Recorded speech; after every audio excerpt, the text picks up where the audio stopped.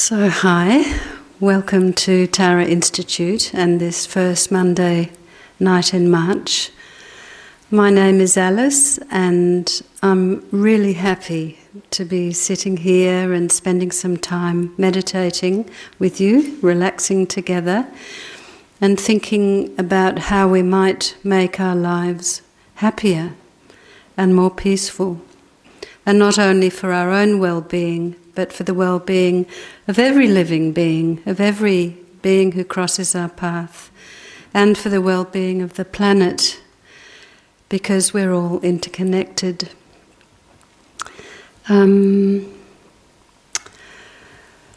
I hope you've had a good summer and a good start to the year. Hope you've had a good week and a good day.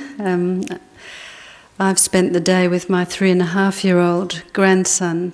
We went hunting gruffaloes at Ripponlea today, so that was very exciting. A little bit exhausted now. But so is there anyone new here tonight? Okay, so quite a few. So welcome to you. All you need to do is to relax as much as possible. I would ask if anyone still has a phone on to maybe turn your phone off. That would be good. And the session will go for about an hour. So I'll talk for a little bit, then we'll have a meditation, breathing meditation, and then I'll talk a little bit more. We'll do a reflection, and if there's time we can have some questions. But also, some people, if you have a question that you would rather ask more privately, then I've put a pad and a pen just underneath green Tara there, and you can write your question before we have a cup of tea. So at the end of the session, we'll go into the diner where there's tea and I don't know if there's cake or bickies, something. Yes, so that's it. So, since being asked to do these March sessions, because each Monday night teacher, we don't kind of suggest ourselves. Geshe Doga asks each teacher each month. And since being asked to do March, I've been thinking a lot about how to work more skillfully in difficult times, because last year was a really tricky year for lots of people. And you only have to scratch the surface when talking with people to find out that, you know, everybody has got something that's been hard in their lives. And it's really hard when a dear one gets a frightening diagnosis or becomes ill or dies. And it can feel unbearable if your children or grandchildren experience a health or emotional crisis, or there's fighting and disconnection in the family or conflict at work, all of which happen all the time, everywhere, because that's kind of part of being a human being, it's part of the deal. And isn't it easy to become overwhelmed and overtaken by anxiety and fear and anger? When you're in anguish, you can feel very isolated and alone and cut off. Guy Newland, who wrote a very beautiful book after his wife died, called A Buddhist Grief Observed, he talks about an isolating sense of specialness. And that can be how it feels if you're in the middle of a crisis. You know, it can feel like you're kind of in a bubble. But spend time in a day oncology unit on a weekly basis and you soon find out that you're not alone. So in all the different ways that people have difficulty, we're all in the soup together in one way or another. And we've had, you know, a terrible reminder of the fragility of life in the past few weeks, witnessing the fires and the people and the animals that have suffered. It haunted me, the image of koalas, with their burnt paws. And now the outbreak of the coronavirus. So life is very, very unpredictable. And don't the politicians make good use of that fact?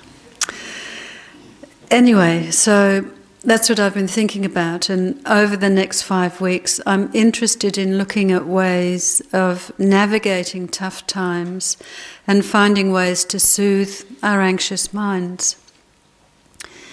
Now, I'm a caveat. I'm not a psychologist, nor am I a great Dharma student. I don't have all the answers. I wish I did. But what I am sure of is that anger never fixes anything. It always makes things worse. And that what does work, or, as far as we can do it, is kindness and wisdom and patience and compassion and definitely meditation. So some of you may know that it was Tibetan New Year last week. So it's called Losar. And Tenzin Palmo, who again some of you might have read about, who's a much respected English nun in the Tibetan tradition, she went off and did solitary retreat for 12 years in a cave high up in the mountains. That's an extraordinary book. I think it's called Cave in the Snow. Anyway, she wrote this New Year message. She said, samsara, which the meaning is the beginningless cycling of life and death and rebirth from the Buddhist point of view. Samsara is notoriously unsatisfactory, but there are times when it seems to make a special effort to live up to its unsavoury reputation. While the current political, economic and ecological situation may invoke despair in many of us, we must remember that this is samsara. This is the nature of samsara. History reminds us that human and natural disasters have always been with us. The present, when disaster and uncertainty loom all around us, may be the perfect time to cultivate the teachings that show us the way to use obstacles as the Dharma path.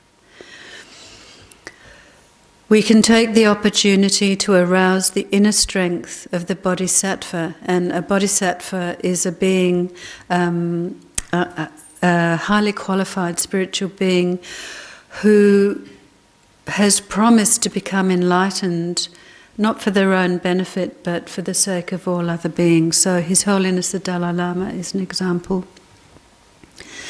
To arouse the inner strength of the bodhisattva to face difficulties with fortitude and good humour and not give in to anger and despair. We must take care to not pollute the atmosphere with even more aggression and fear. Because often you see, like on Q&A, and you see in any kind of debate, both sides getting pretty cranky. We should try our best to transform the poison into nectar with deep sincerity and practice genuine compassion towards all sentient beings. As we enter this year of the metal mouse, we can resolve to take life one day at a time and practice gratitude for the many wonderful things that life continuously offers us. We can also appreciate the immense goodness that exists in this world, though this is seldom publicised. A day is well lived if we can use it to bring some happiness and comfort to those around us, and if we carry out our work in the world with awareness and kindness rather than with confusion and gloom. The Dharma points the way, but we ourselves must walk the path. Unquote. So I'm actually going to, because this is a 5-week month, I'm going to get more into the topic next week. But tonight we're going to do some meditation in a moment, and I'll talk a bit about meditation. And after that, since it is New Year and the anniversary of Lama Yeshe's death, I'm going to talk a bit about how Tara Institute actually came into being. it's an important story. So we're kind of going right back to basics, and I hope that those of you who've been coming for a long time aren't too bored. But first, meditation. Okay. So in the Buddhist tradition, meditation means making the mind familiar with something. So the Tibetan word is gom. It means making the mind familiar with positive states, such as clarity, clear awareness, peacefulness, compassion, patience, forgiveness, and so on. And to become familiar with these mind states, we need to train the mind to become more quiet, to settle down. And a common analogy is if you get a bottle of water and put some dirt in it, pour some dirt in and you shake it. At first, the water whizzes around and it's completely cloudy. But if you set the bottle down, then eventually the dirt particles sink to the bottom and the water on top becomes totally clear. So it's something like that. Most of that time our minds are very, very busy all the time with thoughts and feelings and emotions and judgments, one after the other in an endless stream. And you kind of, when we do the breathing meditation, when you kind of quieten down, you suddenly become very aware of just how busy your mind is. So we live, a lot of the time we live in a kind of storytelling. We get lost in our thoughts, and our thoughts are mostly about ourselves and other people. But the Buddha said that the true nature of our minds is absolutely clear and luminous. So emotions like anger, jealousy, resentment and so on are not an intrinsic part of the mind. They're temporary. And because they are temporary, they can be reduced and eventually abandoned completely. And we're told this, but we need to kind of think about what that would mean. If, we could live on this planet never feeling anger at all, never feeling resentment, what that would be like.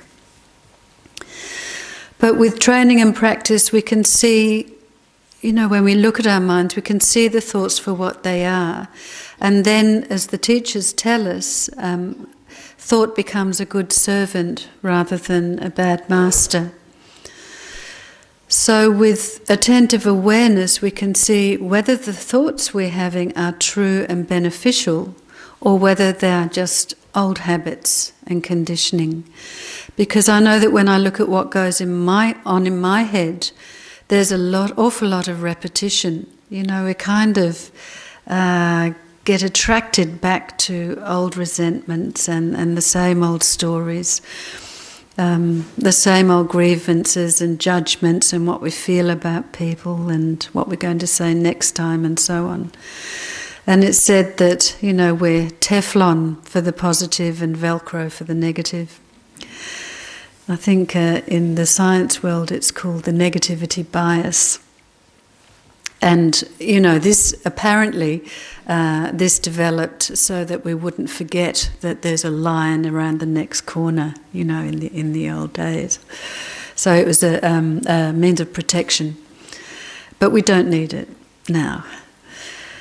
So if in meditation we can let our mind settle down, it's possible to see these stories and see past them and see past the old patterns, to see more clearly what's really going on. And we can see where there is confusion and where we're telling ourselves things that aren't true.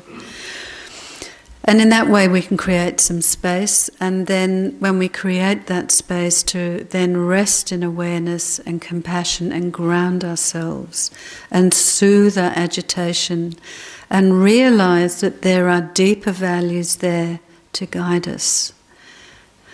So those deeper values that we're looking to connect with more are ethical observance, compassion, love, forgiveness, and they're all naturally within us all to some degree, and they can be increased. So Buddhist philosophy can help us to learn the practices that nurture and cultivate forgiveness, loving kindness, and care for ourselves and one another, and that can really begin to change everything. So there are different meditations to address different issues, and the foundation meditation, which many of you are very familiar with, is called single-pointed concentration, where we focus the mind on one object, and that object is something like the coming and going of the breath. And this meditation develops concentration, and it's very, very important because when we can develop our concentration, and if you practice this form of meditation, shamatha meditation, practice it well, then you get to a point where you can concentrate, focus on something continuously without any distraction for as long as you like. So it's very useful, to learn to develop this concentrated mind. And when we can do this, then we use that concentrated mind to really examine our minds with clarity. When we do this examination, when we start to investigate actually what's going on in our minds, and then this is called analytical meditation. And it's where, with this calm, focused mind, we analyze a particular topic. And in the Tibetan tradition, there's a group of teachings called the Lam Rim, or the Graduated Path to Enlightenment, where the topics are the things that you concentrate on, focus on, and analyze from the beginning right up to full enlightenment. So analytical meditation, and I read just this week, I was reading something by His Holiness the Dalai Lama, and he said that for Westerners, actually analytical meditation is the most important one.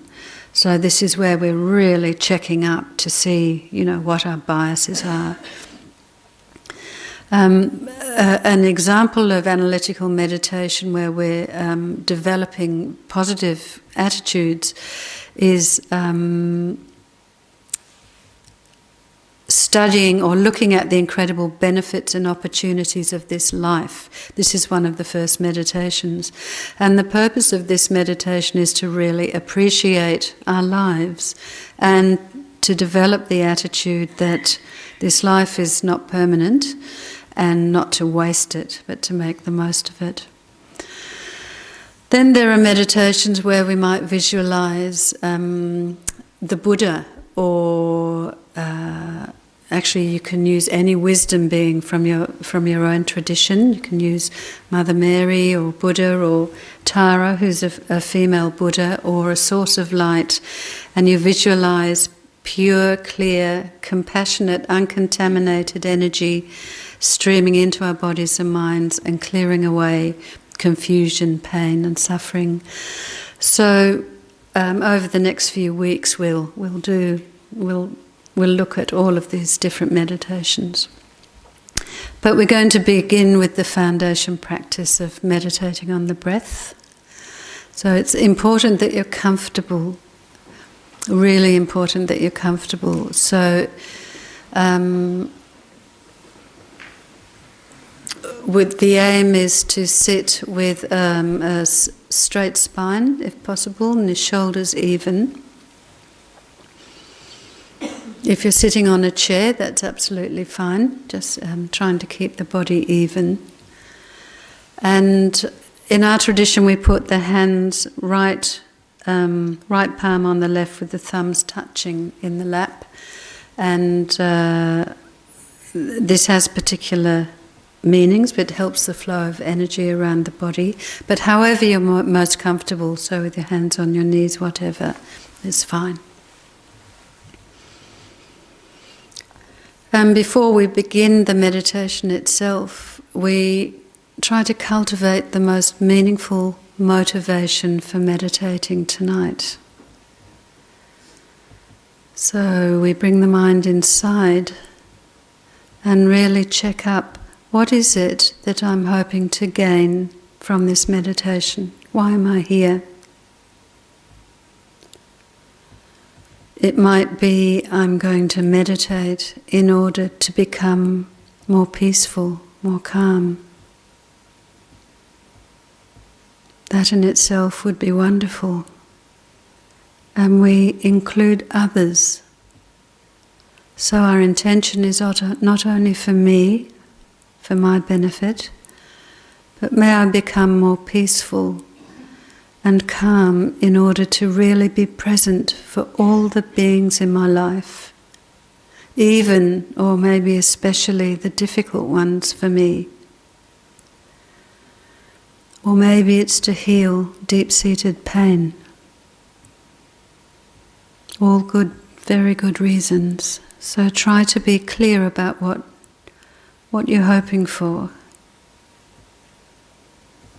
And may it be the cause eventually to become fully awakened, so that I can benefit others every second of the day.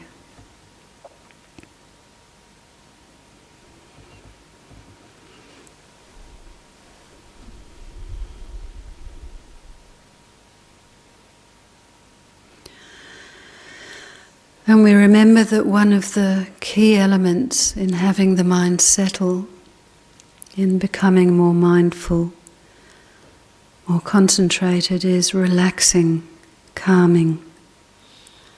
It's not from tightening. And concentration itself can come from letting go. So we need to learn how to relax.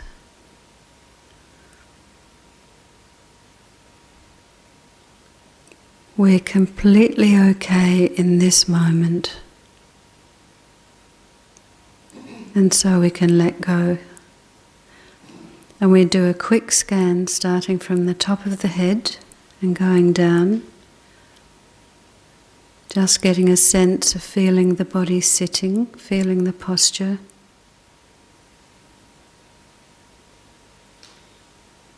Settling into our seat so the back is supported without being tense.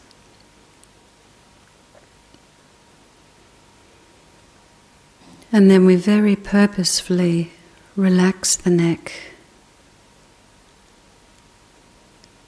Relax the shoulders. Notice how we tend to hold on to tension there. We let that go. We relax the arms and soften the hands. Relax the chest, then the belly and the hips and groin.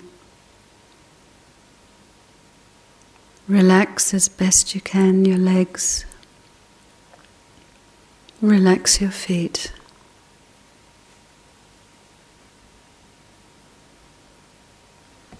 So feel the whole body sitting here and relax and calm the body.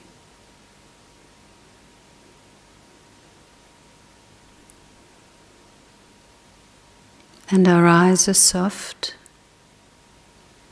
Sometimes when we're trying to focus and concentrate, we frown a bit, but we're letting the eyes really become soft. Smooth brow. We soften the jaw so we're not clenching in any way. Soften the throat and the shoulders. Wherever there is holding, let go.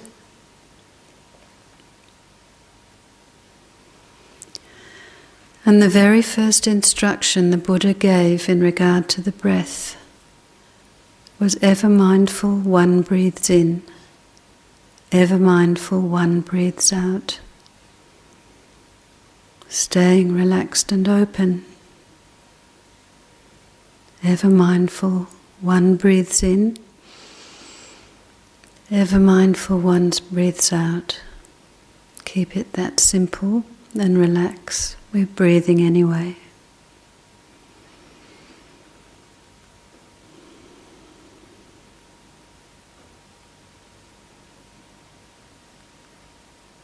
focusing on the feeling of the breath from the beginning of the breath as we breathe in to where the breath turns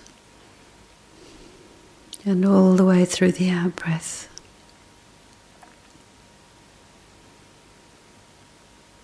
Breathing in, simply know you're breathing in.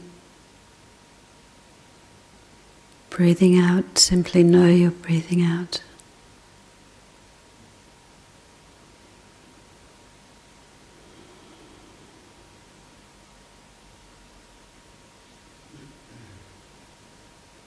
We're not trying to manage the breath in any way.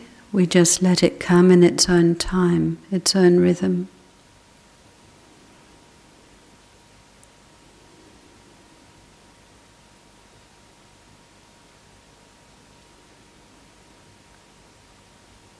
Breathing in, noticing the space when the breath turns, breathing out.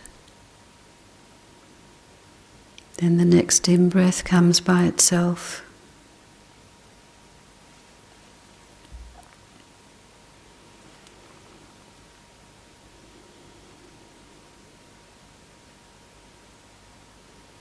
If you've ever watched a sleeping baby, it's like that. Breathing is the most natural process in the world, so we can relax into it just as it is.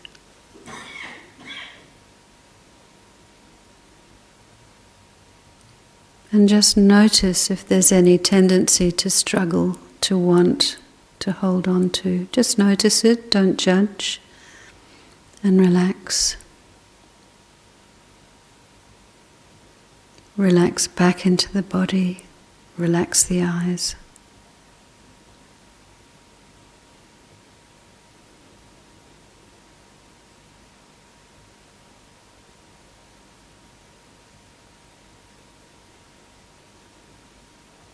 Just breathing in, breathing out.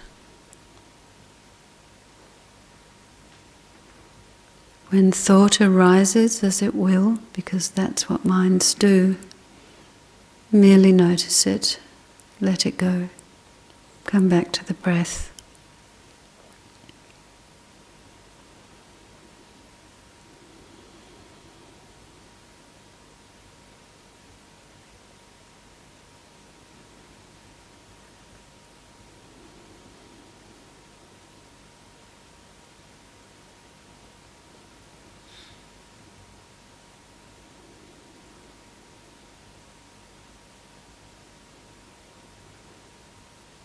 And the art of the practice here is to feel, to experience the whole breath, breathing in, breathing out in the body, keeping the mind and body relaxed.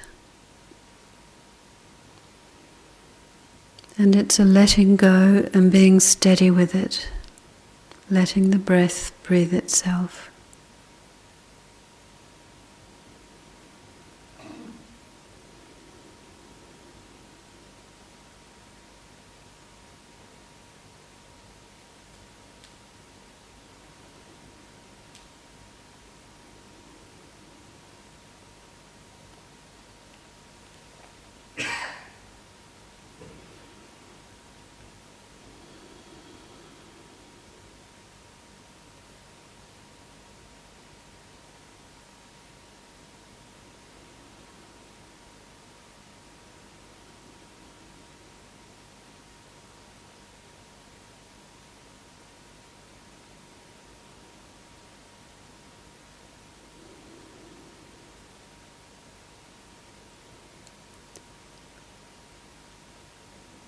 Simply being mindful of breathing in and breathing out, training to feel the whole breath,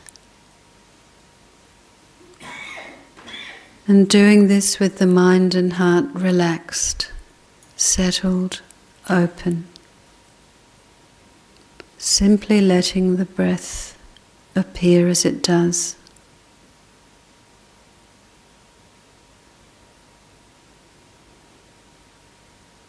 Simply feeling the body as it does breathe.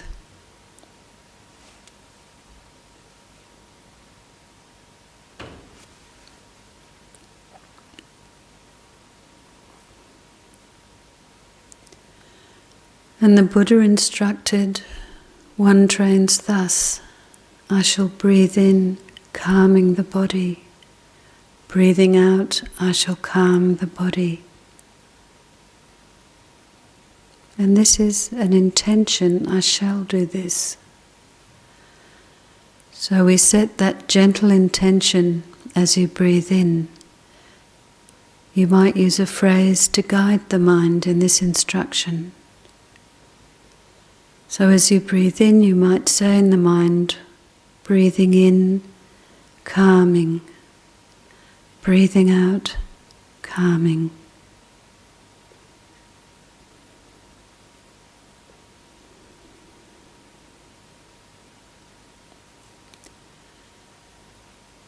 Or simply to use the word calm. Calm the body, calm the breath. It's a reminder. So notice what happens as you do this.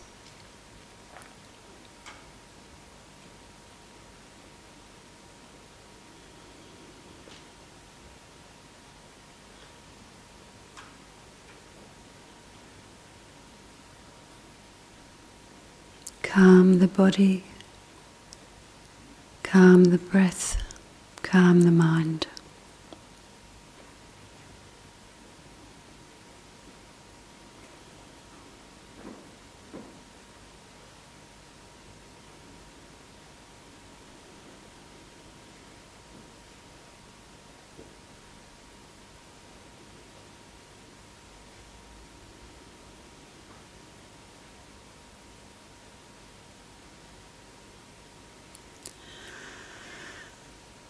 So now we're going to bring this meditation to a close, and just before we do, just check up if there's any difference in the way you feel.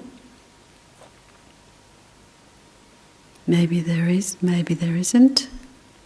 Doesn't matter.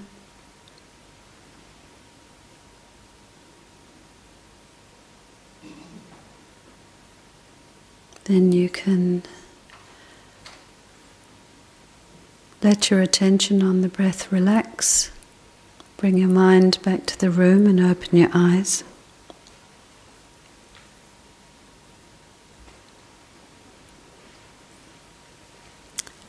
And have a good stretch. If you've got pins and needles, feel free to rub your feet, change position.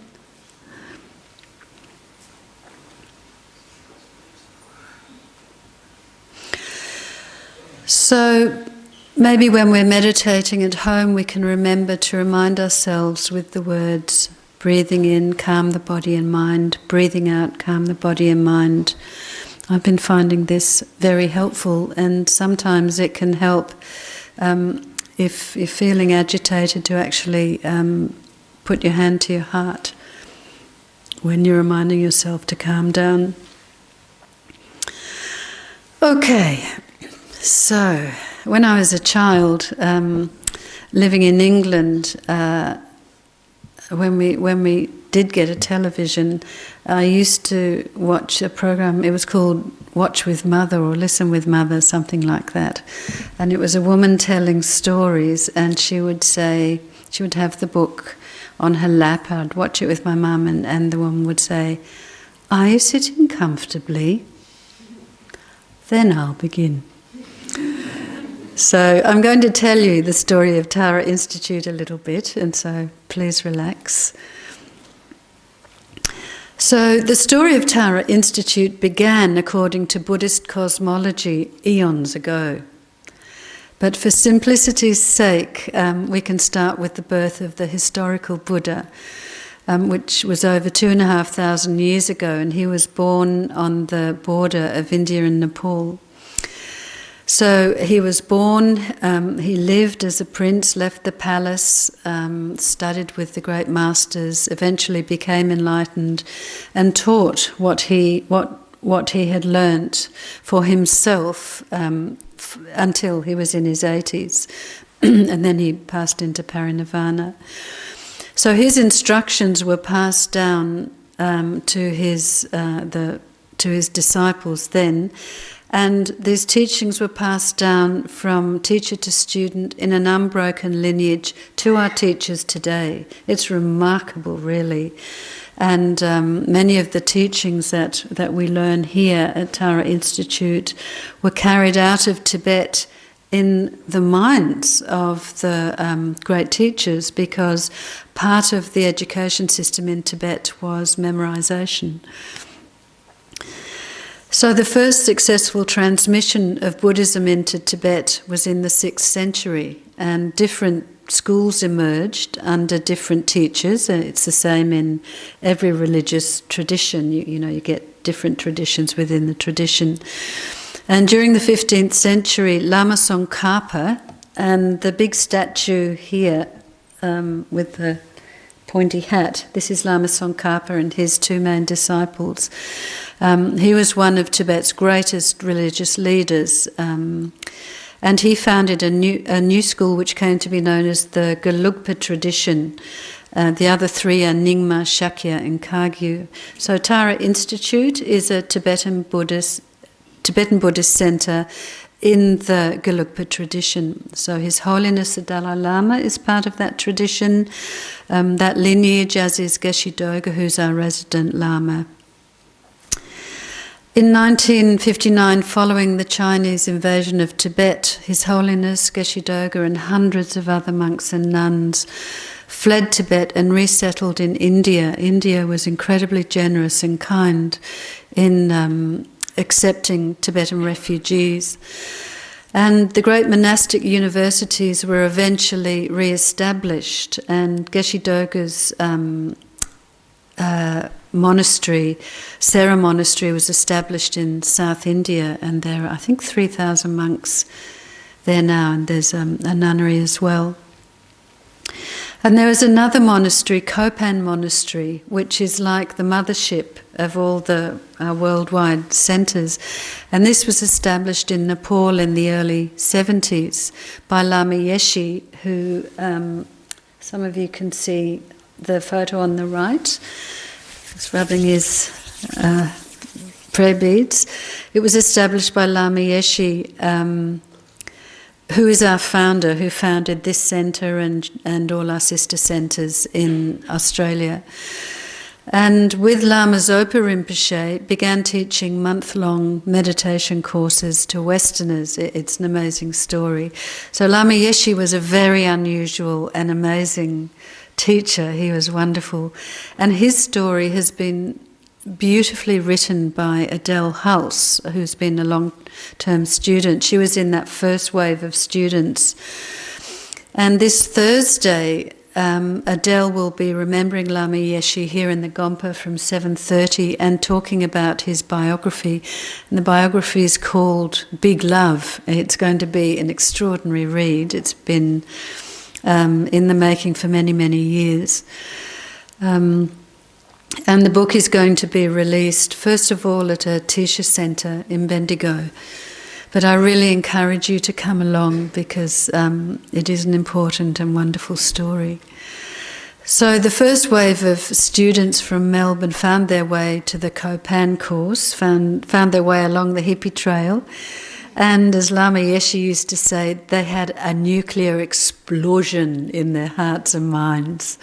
So they were inspired to continue learning and meditating, and eventually came back to Melbourne and got together in Inta McKim, she was one of the old students, lounge room to practice meditation together. So they were and still are a dynamic group of people. So yeah, it began, 3-4 people sitting around a lounge room.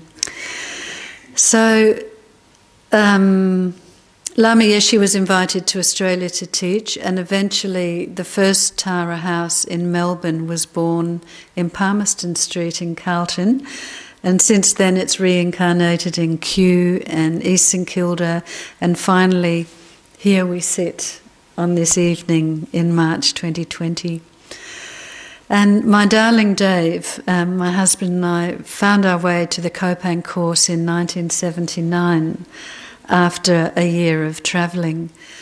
And at the time it felt like fate kind of kept nudging us there. I got a letter from a friend in Melbourne saying, oh, you should go to the Copan course. It's supposed to be really good. And then we were in London, and I opened a paper and it said, Tibetan Buddhist Centre, and I didn't know there were different types.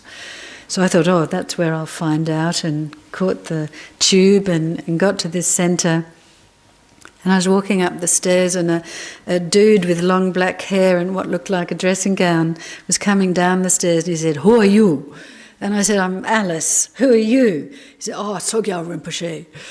And so this was Sogyal Rinpoche, another teacher's centre, and he said, you should come tonight.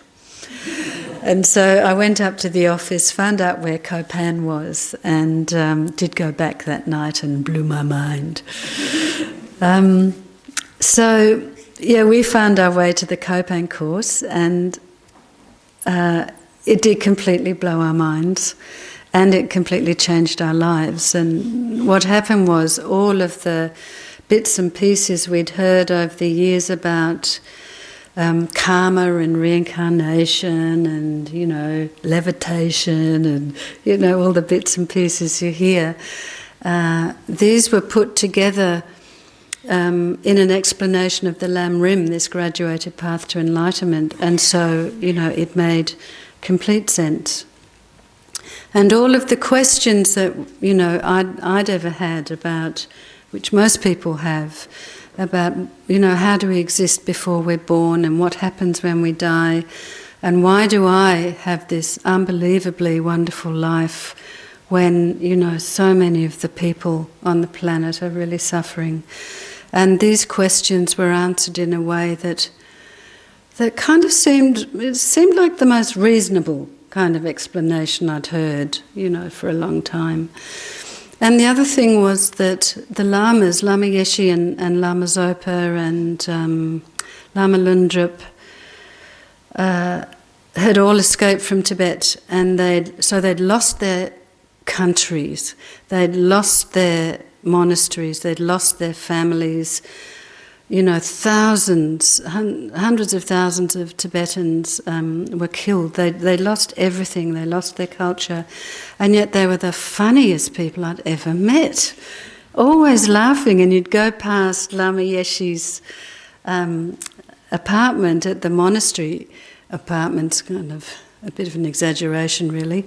It was all a bit bomby then, but you'd walk past and they would be killing themselves laughing. And I thought, well, given how traumatic, their life has been in Tibet and leaving Tibet, then whatever they're doing seems to be working. And I thought it's worth investigating. So at the end of that month-long course, two things happened that were life-changing. One was that Dave and I took part in the ceremony which is called Taking Refuge, and this is where you enter the Buddhist path, where you say that you're a Buddhist.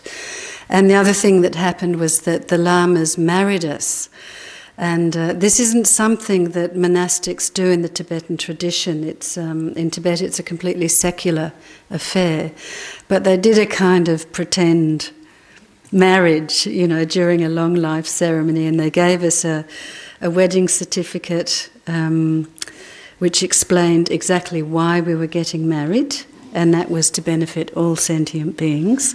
And they gave us some other things.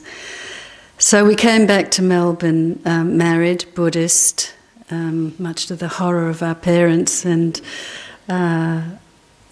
continued studying at Tara Institute. So that was 40 years ago. So we've been incredibly blessed. So Lama Yeshe asked Geshe Doga to be Tara Institute's resident teacher in 1984. Actually, Lama Yeshe died in 1984, so it must have been earlier in the year. And he's been teaching us, I'm not sure, I might have got that date wrong, I'll have to check. But Geshe-la has been teaching us since that time. And we're incredibly fortunate because it's very, very rare for these extremely highly qualified teachers to stay in one place for very long. So Geshe-la has been here teaching us, for 35 years, and Geshe-la earned the highest qualifications possible in the monastic system. So this is, the term Geshe is like Doctor of Divinity, and it's not a 3 or a 7 year course, it's over 20 years of study to achieve this qualification. And any of you who know Geshe-la, who've come to his teachings, know that his advice is pretty solid. So his monastery, Sarah J Monastery in South India, they would love to have him back. So we're incredibly fortunate. So then the building itself has its own history, and this history has also been written, it's on the TI website, but the Bunurong people were the original owners of this area of wetlands and marshes and grassy woodlands. And habitation of the Port Phillip region goes back at least 10,000 years, probably more. The house itself was built by the millionaire J.B. Weir in 1854, and it changed hands a number of times, and then in 1942 the house was bought by the Roman Catholic Diocese of Melbourne to serve as a home for girls with intellectual disabilities. So the Daughters of Charity, an order of nuns with a mission for the disadvantaged, ran a home and school here for the next 45 years until students from Tara Institute bought it in 1982. It was very exciting, unbelievable, because we had no money. I don't know how we did it, but we did. So the thing is, the reason I kind of tell you this story is that Tara Institute is a dependent arising. It didn't kind of just pop up from nowhere, and it depends on so many people to keep it functioning. We don't usually think of things like this. We come to Tara Institute to do the thing. But there's Geshe Doga and Geshe Losang, the lamas who are teaching us here, and Samdup, our interpreter, the executive committee, the office manager, volunteers, some of who've been donating their time and money for many, 40 years, some of them. And the things they do are not glamorous, they vacuum and wash the floors and clean the bathrooms and publish books and teaching transcripts and keep the gardens beautiful. Adele, who wrote Lama's story, has been looking after the garden for many years. People build things and organise the flowers and provide food and make tea and mend cushions and run children's activities and stock and manage the gorgeous bookshop and cook for Geshe-la and lead meditation classes and apply for grants, and really you cannot get to the end of the list. And Bob Sharples, there are some of you here who benefited from the wonderful Bob. He ran a healing group here at Tara Institute for nearly 30 years. Half of that time driving up from Phillip Island every week to give the gift of hope and support to the people who came. And then behind TI, the worldwide organisation that Lama Yeshe started, the FPMT, which is the Foundation for the Preservation of the Mahayana Tradition. And the FPMT website is a great resource for teachings and things like that. So then Lama Zopa Rinpoche, when Lama Yeshe died in 1984, a year later, there's a little boy photo there. This little boy, Lama Osel, was born, and he was recognised as Lama Yeshe's reincarnation. But it's a very old photo because Lama is 34, I think, or 35, and no longer a monk. But the amazing thing is that Lama Zopa is coming to Tara Institute to teach on Wednesday the 18th of March. So please take a newsletter and put it in your diaries, because that will be extraordinary. And Lama Osel is also coming for the launch of Adele's book. After the teaching, Lama Zopa Rinpoche is going to Bendigo to lead a month-long retreat, which is a great highlight for students. So there's a lot that goes on behind the scenes to enable us to sit here quietly and comfortably. So I'd like to maybe just do a final, just a very short reflection. To just think about this.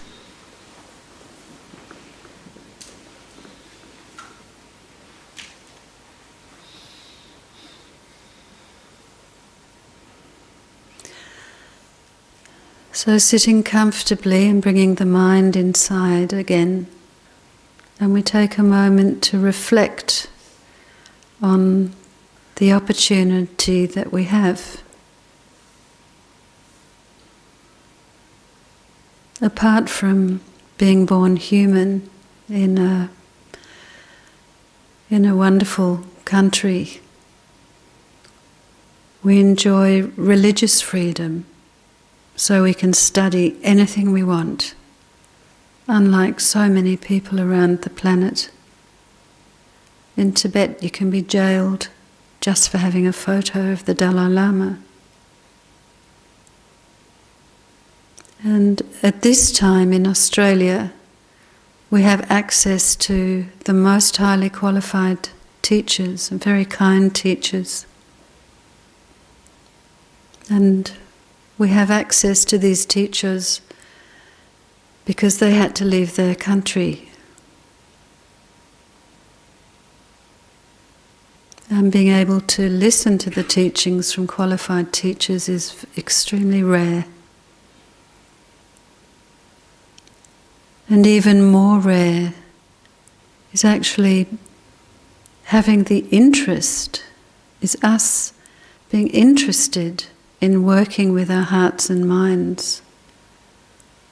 So not just being obsessed with accumulating money and possessions or power, reputation, but being interested in developing our resilience and compassion and generosity. So all the conditions come together for us to be able to do that.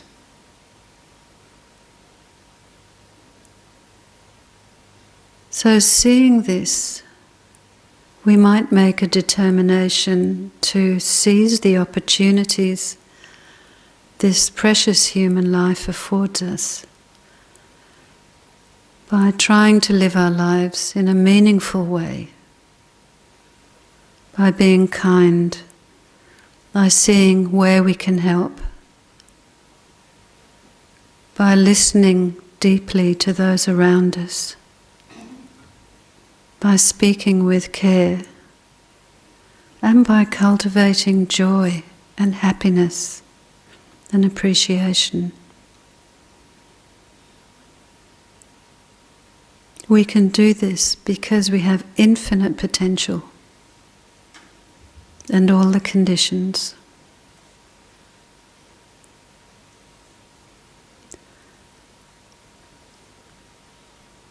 So you might think of one thing you could do tomorrow that would be an example of this, that would embody these thoughts. And we can dedicate everything that we've done tonight and thought about. We can dedicate it to the well-being of every being in our lives and the well-being of our beautiful planet.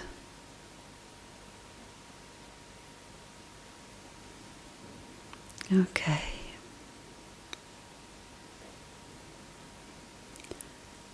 So you can relax.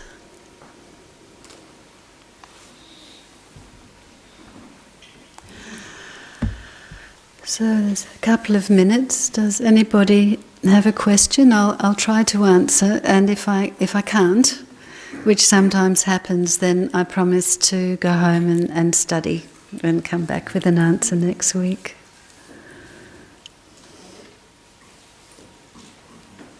Sorry, I'm an old one with you.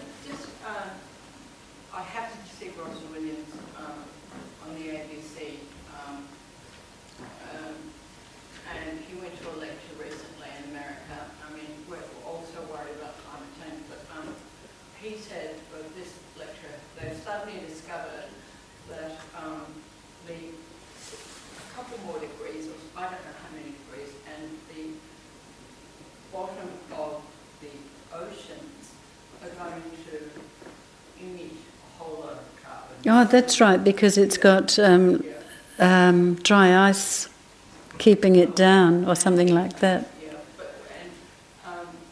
the interviewer said to what did the lecturer say that would happen then? And Robin Williams said, hell. So I know Bob doesn't watch television. I think,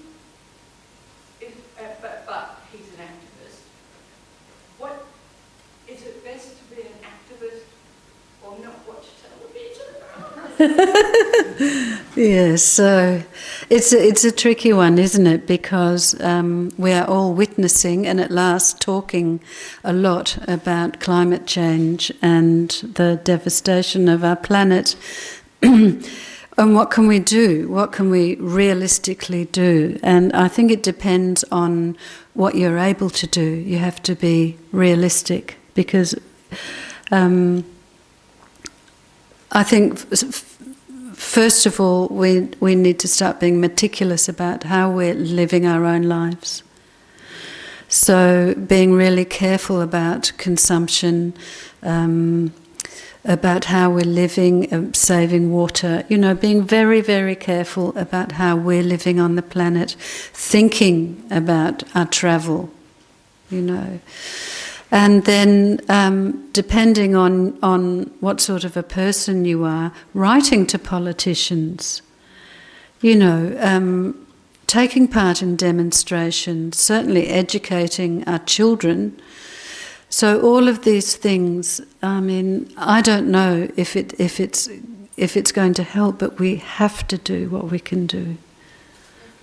Yeah, because worrying about it and doing nothing isn't helpful.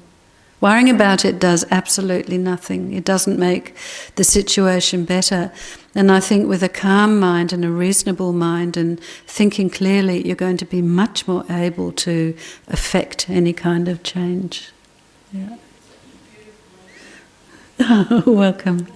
And yeah, watching less television I think is sensible. You talked about a 30-day or a month-long training you did back in the 80s. Are there opportunities in Melbourne for anything like that now? Because I've been coming a lot on Monday nights, and you sort of go once that you learn your month, and the next person comes in for the next month, and you don't seem. There doesn't feel like there's continuity. Okay. Is there a training opportunity that we can go to where we can, really immerse ourselves in the bush a bit more? I think you have to really put the feelers out and have a look, because as I said, Tara Institute has sister centres around Australia, and each centre there are retreats going on through the year. So the way to develop it, to develop your practice or develop your learning, I think a very good way is to do a Lam Rim retreat. They do them in Bendigo. They do them, I think, Kangaroo Island. There's a Lam Rim retreat. Many of the centres around Australia will offer, maybe not a month, sometimes there's a month. Then there are month-long retreats, certainly in Nepal, so Kopan, and they also have 10-day retreats, and at Tushita. So you need to go on the website. I'd recommend going on the FPMT website, and it's got a section called retreats, so what's coming up. And so maybe you can find a 10-day retreat, or they have them in Italy and France, so you could kind of, slip in a bit of holiday making and then have a wonderful retreat. And these centres are all have very experienced and terrific teachers. It's not easy. You have to really be able to put aside time and focus on that. Yeah, but the FPMT website is a start. Yeah.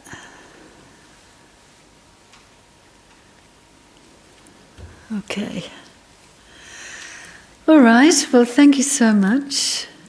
Cynthia would like to have a quick word.